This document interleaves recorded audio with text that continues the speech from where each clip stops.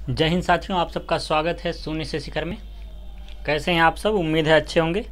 चलिए आज के सेशन में आगे बढ़ते हैं और आज इम्पोर्टेंट है, आज आगे बढ़ेंगे। आज जो हम पढ़ेंगे वो है दो वस्तुएं समान मूल्य पर बेची जाएं। तो फ्रेंड्स, इसमें कुछ बातें समझ लेते हैं और फिर आगे बढ़ेंगे। आप बने रहेंगे सेशन में अंत तक, ठीक है? अगर आप अंत तक बने हैं तो आपको बहुत ही बेनिफिट होगा, ठीक है? आइए देखिए, हम कुछ बातों को समझ लें। दो वस्तुएं समान मूल्य पर बेची जाती हैं, इसका अर्थ थोड़ा समझ लिया जाए कि मतलब दो वस्तु होगी। जब भी सवाल आएगा तो वहाँ पे दो वस्तुओं की बात करेगा, ठीक है? दो वस्तुओं की बात करेगा तो सामान्य मूल्य का अर्थ क्या है? सामान्य मूल्य का अर्थ है जो आप में लाभ हो रहा है और जो हानि हो रही है, ठीक है? परसेंटेज लाभ या परसेंटेज हानि जो होगी वह दोनों क्या होगी? समान। दोनों समान होने चाहिए। जैसे कोई क्वेश्चन दिया गया, उसमें मान लीजिए 20% लाभ भी हो रहा है और 20% क्या है? हानि भी हो रही है। ऐसी प्रक्रिया है। मतलब कहने का अर्थ है लाभ और हानि जो उस प्रश्न में हो रहा होगा वो समान होगा। किसी दो वस्तु पे होगा, लाभ होगा, हानि होगा, या तो लाभ लाभ होगा या तो हानि हानि होगा। कितने प्रक्रियाएं हो सकती हैं? देखिए, लाभ होगा और दूसरा भी लाभ होगा, हानि हो सकती है, दूसरा भी हानि हो सकती है, लाभ हानि हो सकता है या हानि लाभ हो सकता है। इतनी चीज़ें संभव हैं, लेकिन इतनी चीज़ें संभव होने के साथ साथ हमेशा इस बात का ध्यान रखा जाएगा, ये जो परसेंटेज वैल्यू होगी वो हर हाल में सेम होगी। हर हाल में क्या होगी? सेम होगी। उसका कहने का अर्थ ही है जब दो वस्तुएं समान मूल्य पर बेची जाएं, मतलब वस्तुएं कैसी भी हों, कितनी की भी खरीदे क्यों ना गए हों, लेकिन जब बेच रहे हैं आप तो सामान्य मूल्य पर बेच रहे हैं। मतलब जितने का प्रॉफिट हो रहा है उतने का ही लॉस हो रहा है, या फिर प्रॉफिट या लॉस, उसमें परिवर्तन नहीं होगा। ये बातें एक प्रकार से आप समझ लीजिए। अब देखिए इसमें और क्या बातें हैं, इसमें और बातें को बता दिया जाए। जैसे आपको कहे कि मतलब कि प्रश्न के हिसाब से, तो हम आपको थोड़ा समझाएं। जैसे क्वेश्चन बनेगा, इस पर किस प्रकार से उस पर देखेंगे। क्वेश्चन बन जाए और उसमें फार्मूले का क्या यूज होगा, तो आपसे दो चीज़ें पूछ सकता है, लाभ या हानि। तो ज़्यादातर हानि ही पूछता है, तो हानि बराबर तब अगर आप लिखेंगे जैसे कि दो वस्तुएं हैं, जैसे दो वस्तुएं हैं, ठीक है? दो वस्तुएं हैं और वह कुछ रुपए में बेची जानी है। मान लीजिए 100 रुपये में बेची जाती हैं, ठीक है? उस पर वाई, मान लीजिए y% का लाभ हो जाता है और y% की क्या हो जाती है? हानि। y% का लाभ और y% की हानि होती है। तो इस प्रक्रिया में लाभ या हानि क्या होगी, इस तरह से आपसे पूछेगा। तो जो हानि होगी उसके लिए ध्यान में रखिए आप, क्या है उसके लिए फार्मूला लगाएंगे जो विक्रय है, ठीक है? लिखेंगे विक्रय, ठीक? अगर विक्रय नहीं दिया है तो लागत है, तो लागत होगा। बटे में आपको क्या मिलेगा? आप लिखेंगे 100 में जो परसेंटेज दिया होगा, इसको ध्यान रखिए, जो परसेंटेज होगा वो उसकी होल पावर 2 और -1। इस फार्मूले का यूज करके क्या करेंगे, हम सवाल को लगाएंगे। तो ये फार्मूला आप नोट कर लीजिए। इसका बहुत यूज नहीं आता है, कभी कभार आ जाता है, पर क्वेश्चन अगर आपको लगाना है तो इस तरह से आप लगा सकते हैं। इस पे एक दो क्वेश्चन हैं, उसको करा के हम आपको बताएंगे। पहले इसको आप नोट कर लीजिए। चलिए देखिए अब क्या है, अगर हम बात करें क्वेश्चन के हिसाब से, तो क्वेश्चन देखिए आपको दिया गया, क्वेश्चन दिया गया है, कहता है एक व्यक्ति दो कुर्सियों को 120 रुपये प्रति कुर्सी की दर से बेचता है, तदनुसार एक कुर्सी पर 25% का लाभ कमाता है और दूसरी पर 25% की हानि उठाता है। इस प्रकार उस व्यक्ति की कुल हानि कितने रुपए है, ये आपको बताना है। तो ध्यान में रखिए प्रश्न को कैसे लगाएंगे। उसने कह रखा है, देखिए दो वस्तुएं, ठीक है? दो वस्तु की बात की गई है, तो दो वस्तु के लिए उसने दे रखा है 120 रुपया और 120 रुपया दिया है एक वस्तु के लिए। दो वस्तु के लिए कितना हो जाएगा?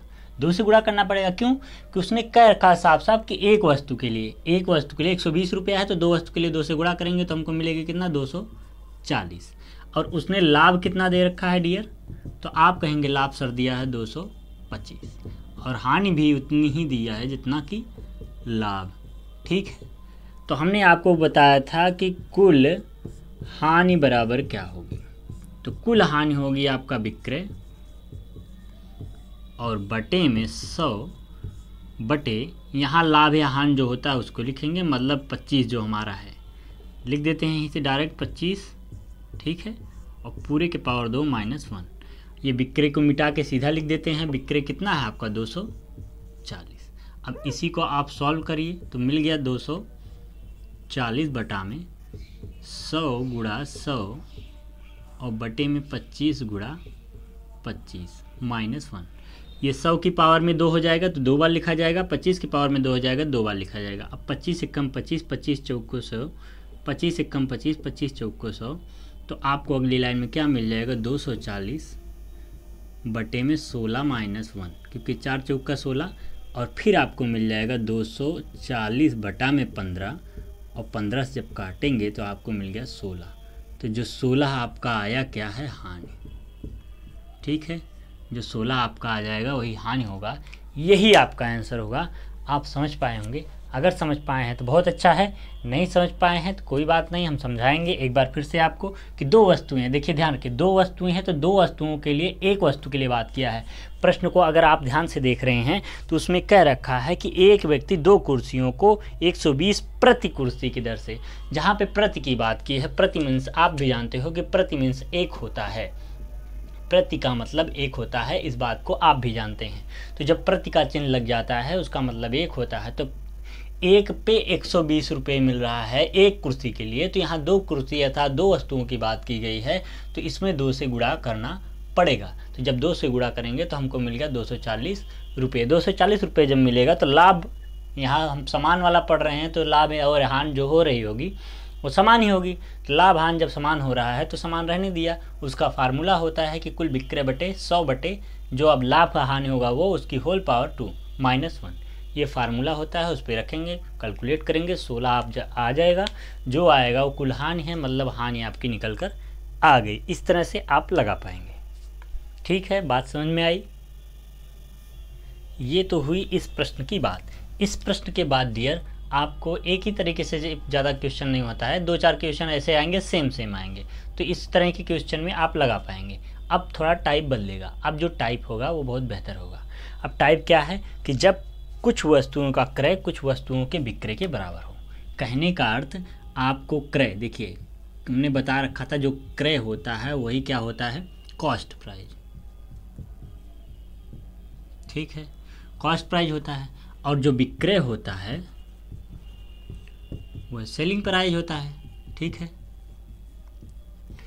कॉस्ट प्राइस, सेलिंग प्राइस, इसको शॉर्ट फॉर्म में सीपी लिखते हैं और इसको शॉर्ट फॉर्म में एसपी लिखते हैं। क्यों इंग्लिश में बता रहे हैं, थोड़ा इंग्लिश वाले भी बच्चे जान जाएं, इसलिए थोड़ा सा इसमें भी आ गए हैं। तो ध्यान में रखिए, उसने कह रखा, अब जो हम पढ़ेंगे उसमें वो कहा रहा है कि आपको जब 2 वस्तुएं, यही ना, 2 वस्तुएं हैं, जब कुछ वस्तुओं का क्रय मूल्य, कुछ वस्तुओं का, 2 नहीं, ठीक है, जब कुछ वस्तुओं का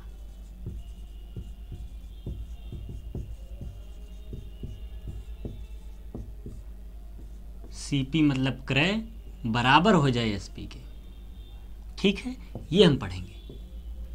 अब जो हमारा क्वेश्चंस होगा वो इस तरह से होगा कि जब 2 वस्तुओं का सीपी और एसपी के बराबर हो जाए। कैसे समझेंगे, थोड़ा समझ लीजिए। जैसे क्रय मूल्य, जो क्रय मूल्य आपका है, मान लीजिए आपने कोई वस्तु 20 रुपये में खरीद ली, ठीक है, और जो खरीदते हैं वही क्या होता है, क्रय होता है। और आपने क्या किया, आप उसी को 20 रुपये में ही क्या कर दिया, बेच दिया। और बेचने को क्या कहेंगे, विक्रय। 20 रुपये में खरीदा, 20 रुपये में बेच दिया, तो क्या हुआ, कॉस्ट प्राइस बराबर हुआ सेलिंग प्राइस की। समझ पाए बात, आप बात समझ पाए। मतलब आप ना लाभ ले रहे हैं ना हानि ले रहे हैं, आपका क्या हो जा रहा है, बेच रहे हैं, जितने में खरीदा उतने में बेच दिया। ये तो बात हुई 100% की। अब बात करें कुछ थोड़ी अलग। जैसे आपको समझाएं कि जब वस्तुओं का सीपी एसपी के बराबर हो, तो सीपी एसपी के बराबर तो हो सकता है, लेकिन इसी सीपी एसपी में हो सकता है वो कहे कि परसेंटेज प्रॉफिट हो रहा है कहीं, और कहीं कह दे कि वो परसेंटेज लॉस हो रहा है, तब अब प्रश्न देगा उसमें कहेगा क्रय मूल्य ठीक है और बेचा भी, वो भी ठीक है। मान लीजिए 20% उसको लाभ हो गया, कोई वस्तु 20 रुपये की खरीदा और 20 ही रुपये में बेचा और उसको मान लीजिए 20% का लाभ हो गया, या उसी में मान लीजिए 10% का लाभ हो गया, तो आपको बताना पड़े कुछ, कि आपको बताना पड़े कितना हानि हुई, मतलब लाभ तो पूछ ही दिया, तो कहे कि आपका विक्रय क्रय क्या था, तीनों में से कोई एक नहीं देगा तो फिर आपसे पूछ लेगा इस तरह से। तो ये थोड़ा समझाने की बात हुई। अगर प्रश्न के हिसाब से समझें तो आपको बहुत आसानी होगी। जैसे इस जो हम प्रश्न अब बताएंगे उसमें तरीका क्या होगा थोड़ा समझ लीजिए।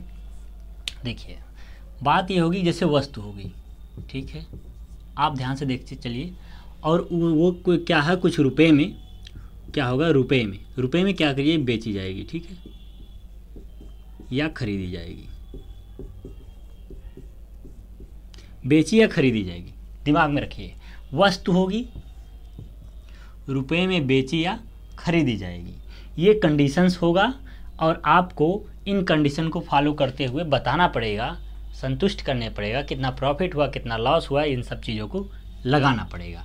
तो कैसे लगा पाएंगे, आओ क्वेश्चन के हिसाब से थ्रू समझते चलेंगे तो आपको ज़्यादा समझ में आ पाएगा। देखिए ये क्वेश्चन दिया गया, इस क्वेश्चन के हिसाब से अगर आप समझें तो 400 नींबुओं का लागत मूल्य 320 नींबुओं के बिक्री मूल्य के बराबर है, तदनुसार उन पर लाभ का प्रतिशत कितना है, ये आपको बताना है। तो इसके दो तरीके हैं। तो पहला तरीका क्या है, 400 नींबू की लागत मूल्य। देखिए लागत मूल्य को क्या कहेंगे, क्रय लगाकर, मतलब जब आप कोई चीज़ क्या कर रहे हैं, खरीद रहे हैं, जब कोई चीज़ खरीद रहे हैं तो आप अपने पास से पैसे इन्वेस्ट कर रहे हैं, तो पास से इन्वेस्ट कर रहे हैं मतलब क्रय कर रहे हैं, और जब आप क्रय कर रहे हैं मतलब सीपी हो रहा है, क्रय को ही सीपी कहते हैं, तो डायरेक्ट सीपी लिखते हैं। जो आप सीपी कर रहे हैं वो 400 रुपये है, ठीक है। और फिर क्या हो रहा है, 400 रुपये को कह रहा हो, पूरा क्वेश्चन पढ़िए, 400 लागत लगाकर 320 नींबू को बिक्री मूल्य के बराबर, जो 320 नींबू होगा, जो 320 नींबू के बिक्री के बराबर, ठीक है, ये दोनों के बराबर क्या हो जाएगा, बिक्री का मतलब आप यहाँ एसपी, ठीक है, एसपी के बराबर। वो प्रश्न में यही कहा है कि 400 रुपये लगाकर 320 रुपये की नींबू बिक्री के बराबर क्या करता है, वो के बराबर है। यही कहता है ना, 400 नींबुओं की का लागत मूल्य 320 नींबुओं के बिक्री मूल्य के बराबर है। बस आपको बराबर कर देना है, ये जो सीपी है इसके इंटू में है, ये भी इसके इंटू में है, तो साधारणतः लिख के आप इसका 0 से 0 काट सकते हैं। और अगर आपको नहीं पता है तो ध्यान रखिए, 8 चौका 32 होता है और 8 पंजे 40 होता है। अब इसको ध्यान रखिए कि आप 4 और 5 में अंतर कितना है, 1 का है। अब ध्यान में रखिए 4 और 5 का अंतर 1 का है, लेकिन अगर हम इसी को कहें जो एसपी सीपी के साथ में है वो एसपी है और जो एसपी के साथ में वो सीपी है। मतलब समझने का है कि अगर हम इसको इस तरह लिख दें सीपी और इसको इधर भेज दें एसपी, तो बराबर हो जाएगा 4/5 के। इसका मतलब ये हुआ कि जो क्रय मूल्य है वो 4 है और जो विक्रय मूल्य है वो 5 है कि नहीं। जो क्रय मूल्य है वो 4 है और जो विक्रय मूल्य 5 है। तो अब बताइए कि 1 का अंतर हो रहा है तो क्रय मूल्य नीचे, क्रय कितना है, क्रय 4 है। और अगर क्रय 4 है तो 100% बनाने के लिए 100 से गुणा करने पड़ेगा और 100 से गुणा करेंगे तो हो गया 25%। तो जो 25% होगा वही क्या होगा, आपका आंसर होगा। नहीं समझे, चलिए नहीं समझे, एक बार फिर से समझते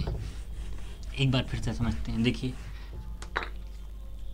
उसने कहा 300 रुपये, 400 रुपये, ठीक है, सॉरी 400 रुपये क्रय करता है, मतलब सीपी 400 रुपये क्रय करता है, बराबर किसके, 320 नींबू के बिक्री के, यही उसने कह रखा है। तो हम आपको बता दें, देखिए आप ध्यान रखिए कि हमेशा आप क्या करेंगे, हमेशा जो प्रतिशत लाभ या हानि निकालेंगे, आप जो प्रतिशत लाभ या हानि निकालेंगे हमेशा सीपी पर ही निकलेगा।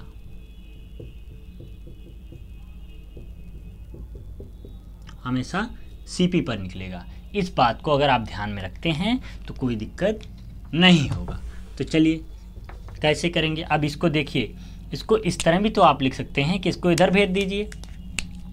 ये हो गया 400/320, इसको इधर भेज दिया, इधर गुणे में था इधर आया भाग में हो गया, इनको इधर भेज दिए तो SP/CP हो गया। तो आपको पता चल गया कि SP कौन है, CP कौन है। SP ये है, CP ये है। अगर ये कटता है तो काट दीजिए, और कटता है तो काट दीजिए, ठीक है, कट गया। तो ये हो गया 5/4, यहाँ हो गया SP/CP, SP है 5, CP क्या है 4। तो CP पे ही परसेंटेज वैल्यू निकाली जाती है, तो CP 4 हम नीचे लिख लेते हैं, गुणे में 100 लिख लेते हैं। अब हम देखेंगे SP और CP में अंतर कितना है, तो 1 का अंतर है तो 1 ऊपर लिख दिया। अब यहाँ आपको मिल गया क्या, 25%। आसान तरीके से आप लगा सकते हैं। अब हम आएंगे अगले क्वेश्चन की तरफ, ठीक है। बात करें इस क्वेश्चन की, इस क्वेश्चन में कह रहा है 15 सेबों का क्रय मूल्य 25 सेबों के विक्रय मूल्य के बराबर है, ठीक। 15 सेबों का क्रय मूल्य 25 सेबों के विक्रय मूल्य के बराबर है, हानि प्रतिशत है। तो आपको हानि प्रतिशत बताना है। तो सबसे पहली बात हमने अभी आपको सिखाया था कि लिखना है वस्तु और फिर लिखना है रुपया, और यहाँ लिख दो आप CP और लिख दो SP। क्यों SP यहाँ नहीं लिखते हैं, इसे रहने देते हैं, CP तो लिख लें। उसने कहा है कि 15 सेबों का दाम, तो वस्तु कितनी है, 15 है, 15 सेब, ठीक, हमने लिख दिया 15 सेब। 15 सेब का दाम कितना है, 15 सेबों का दाम 15 मेजों का लागत नहीं, ठीक है, 15 सेबों का क्रय मूल्य 25 सेबों के विक्रय मूल्य के बराबर है। तो 25 सेबों के विक्रय मूल्य, अच्छा, तो ये CP है और ये क्या है, SP है, ठीक, ये CP है, SP है, ये एक दूसरे के क्या है, बराबर है। यही बता रहा है कि 15 सेबों का दाम 25 SP के बराबर है। बस अब आपको क्या करना है, चाहे ऐसे लिखिए, चाहे पिछला वाला जैसे लिखा था वैसे लिख दीजिए, कोई दिक्कत नहीं है। अब आप इसको काट सकते हैं, ठीक है, सेब मिटा देते हैं, सेब की बात हो रही दोनों तरफ, इसको भी काट देते हैं, 5 3 15, 5 5 25। अब दोनों का अंतर देख लीजिए, दोनों का अंतर कितना हो गया, 2, ठीक, दोनों का अंतर 2 हो गया। लेकिन बात ये है कि जो CP के साथ में है, ये CP के साथ में 3 है, इसका मतलब ये है कि ये सेलिंग प्राइस है, ये जो है सेलिंग प्राइस है। क्यों सेलिंग प्राइस है, जो जिसके साथ है उसका उल्टा होता है। ये CP है तो CP के साथ में 3 है, तो CP के साथ में अगर 3 है तो इसका मतलब जो हमारा सेलिंग प्राइस है वो 3 है, और हमारा जो कॉस्ट प्राइस है वो 5 है। तो हमेशा हमने बता रखा है कॉस्ट प्राइस से हम क्या करते हैं, निकालते हैं, तो कॉस्ट प्राइस गुणे 100। अब इसको काटेंगे तो 5 से इसको काटेंगे तो 20 हुआ, और 20 से इसको काटेंगे तो 20 दूना 40। जो 40% आएगा वही आपकी क्या हो जाएगी, हानि, ठीक है, 40% की क्या हो गई आपकी, हानि, ठीक है। आप आराम से लगा पाएंगे। देखिए इसी क्रम में आगे बढ़ेंगे, ठीक है, इसी क्रम में आगे बढ़ेंगे। कल 10 से 10 क्वेश्चन कम से कम लगाएंगे, ठीक है, कल 10 क्वेश्चन कम से कम लगाएंगे। आज इतना ही रखते हैं, मिलेंगे नेक्स्ट क्लास में। जय हिंद।